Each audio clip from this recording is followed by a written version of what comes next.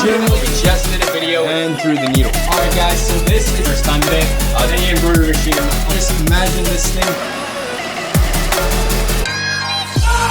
Yo, what's going on guys? Welcome back to the channel. My name is Kenyon. In today's video, I'm testing out a whole section on the website that is just for people who love food. We're starting out with 10 hat designs. They're kind of simple, not gonna lie. But even though they're simple, they're straight to the point and they're just for people who love food. As time goes by, we're gonna go ahead and keep updating the designs to make them a lot better and more complex. And then of course, people will just go ahead and customize theirs to whatever they want it to say. Guys. So let's go ahead and get straight into what we're stitching up today. This is a Tajima machine. It's a TMZ machine. And right back here, we got the new thread colors. We're actually gonna be trying out this one for the very first time today. This is like a neon orange. It's hopefully gonna make the design pop a little bit more. And then I plan on offering like twice as many colors, but we're gonna need more machines before we can do that. Anyway, right alongside the machine is the stack of hats that we're gonna be embroidering today. We just did a video with these ones. We got the high school hats over here. And then the goal is to fill up my entire wall with hats. So all those nails that are empty will eventually have my hat collection on them. All right guys, so let's go ahead and get straight to work. We're gonna be printing these 3 hats right here. I just ordered a couple dozen for my wholesaler. They're shipping in tomorrow, so we should be set for the week. And then I also just signed up with a really popular hat company as a wholesaler. The hat brand's called Decky. They're not too far from my house actually. These are Flex Fit, not Decky, but the Decky hats are they make me smile. Not hating on Flex Fit, they're definitely a good brand as well, but I definitely like the styling of the Decky hats. They're super nice. If any of you hat people out there know any other good blanks that we can use, go ahead, drop it down in the comments. Maybe I'll sign up as a wholesaler for them too. All right guys, I gotta throw you on the tripod and I'll get back to you in a sec. All right, so I don't want to say it too much because I say it pretty much every single hat video that I've made, but this is my makeshift hat framing station. We got the frame holder right here, and then we have the actual hat frame right here. I'm gonna snap this in place, and I'm actually getting really fast at this process, which is good because I'm trying to do it within about 30 seconds. And first thing we're gonna do, put some backing on there, and then we're gonna print the navy hat first. I'm gonna throw this on here like that. Gotta make sure the sweatband's not in the way. Wrap it all the way around. There we go. Now we gotta strap it in place. Check to make sure it's centered up. That looks good. And we're gonna take our 4 clamps and clamp them on the back. And that'll hold everything in place so it doesn't move. And this one's ready to go. Unclamp it. Let me grab you guys. And we're gonna throw this thing on the machine. You gotta wait for the 3 clicks. And before I actually embroider anything, I'm gonna go ahead and switch out to the orange neon thread that I just bought yesterday. Fingers crossed that it looks good, because if it does, I'm gonna go probably try and find some more neon colors. And as you guys can tell, this thing is tiny compared to the giant ones that we have right here. So hopefully that doesn't affect how the thread goes through the machine, but really doubt it will. Gonna go ahead and take off the glow in the dark thread and we'll swap it for the neon that we have. Gotta cut that. Let me find my cutters. These things right here, and we have to take the tensioning magnets off.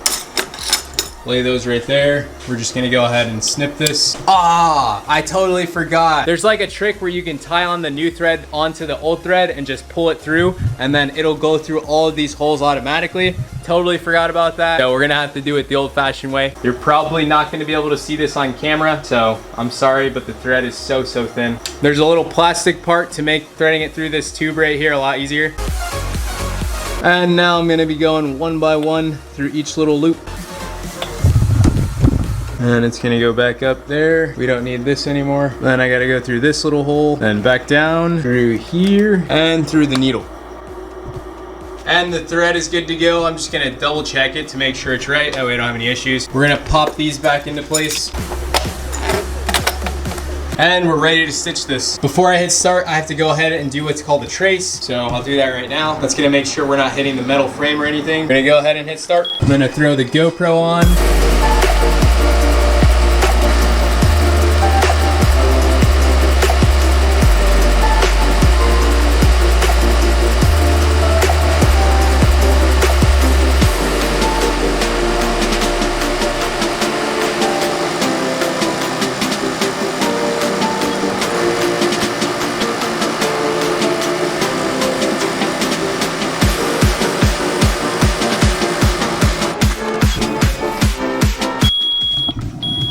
Done. All right guys, so this is hat number 1. I think the orange. The neon orange came out pretty good. I'm hoping people change the text to their favorite food, whether it be pizza or something else. And yeah, I'll definitely be getting more of that neon thread. So before we move on to the next hat, I was actually thinking of a bunch of different ways how we can customize this machine to just make it look cooler, I guess. It looks a little too normal for my shop, as you could tell by this crazy wall back here. Hear me out on some ideas, all right? All right, so we added the sticker already. Pretty much everything on this back wall has a sticker on it. Even my fly swatter, if we turn it around. I think it would be super cool to add a custom thread rack. Definitely not sitting on top of this one, but somewhere behind here. That way the threads can sit either like way in the air, maybe pointing out towards the front or something like that. Just to give the machine a little bit more presence. And then another idea I had to kind of like make the front look a little nicer was to take this axe and just mount it right there on this steel beam that sits right there. That way this thing looks kind of scary every time we stitch with it. Whenever you put on a hat, you just never know if it's gonna... I think that would be pretty interesting. I don't think that any embroidery machine on the planet has an axe sitting in front of it. And I legitimately do not think it would mess up the functionality of it at all, just because it's sitting on the safety bar. It's nice and out of the way. It's not too heavy. All right, I'll put this back for now. All right, so another mod that I think we should incorporate into one of these things eventually is that when it finishes a design, it starts beeping. It just does like beep, beep, beep a few times. I think it would be freaking hilarious if it screamed. We had like a loudspeaker, so whenever it finished, it was just like, oh! I think that idea is a winner. I would definitely have to contact Tajima and be like, yo, can we use your electrical engineers to wire a giant screaming speaker onto your machine? We might have to save that idea for when we have like extra money to just do stupid stuff with. Those will be the days. All right, and the last and final idea I had for this thing was to go ahead and put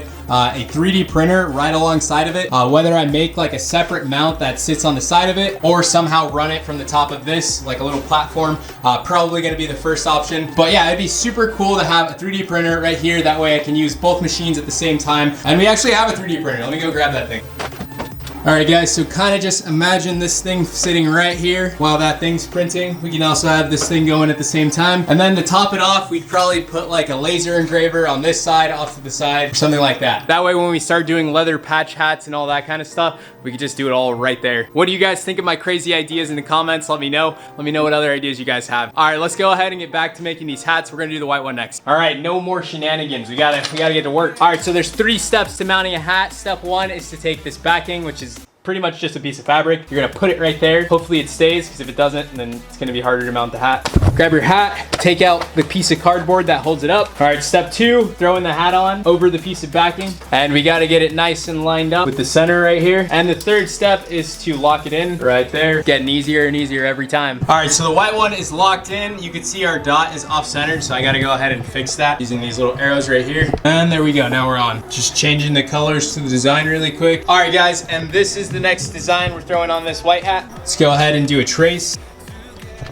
Everything's good to go, and we're gonna hit start.